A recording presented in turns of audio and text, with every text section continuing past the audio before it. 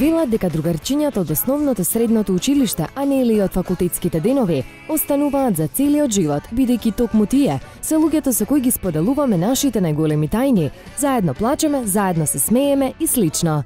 И токму оттаму нам ни дојде идејата и решивме да истражиме кои од нашите јавни личности делеле иста клупа во тинеџерските денови.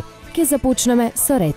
Ако може би ви е чудно од каде толку силно искрено пријателство помеѓу пејачите Адриан Гаџа и Роберт Билбилов, ние го имаме одговорот. Овие двајца познати имиња од нашата естрада делеле иста клупа во средното училиште и нивната дружба датира токму од тогаш.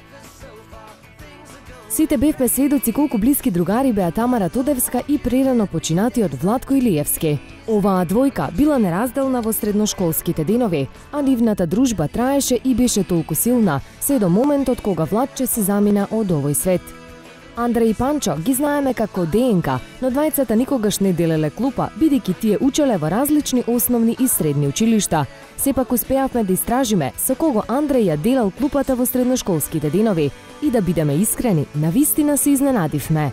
Познатиот пејач своите тинеџерски тајни ги споделувал со актерката Весна Станоевска или на нам сите добро позната по нејзината улога во филмот Сенки на Милчо Манчевски. И Тијана Дапчевиќ делела клупа со исто така позната личност, но не од естрадата, туку од филмското платно. Верувале или не, ама Тијана своите тинеџерски тајни ги споделувала со режисерката Лабина Митевска, а во нивниот клас биле и актерот Дејан Лилич и Билјана Драгичевиќ Пројковска. Додека од поновата генерација на јавни личности, нашата позната мисица Емилија Розман своите средношколски часови ги делела со пејачот Филип Божиновски. Инаку, некој од нив и денеска се дружат и се пријатели, а дел од нив веќе изгубиле секаква комуникација. Се надеваме дека со овој прилог ќе ги потсетиме да ги побараат старите школски другари, па ако ништо друго, ќе се напијат едно кафе во име на старите добри денови.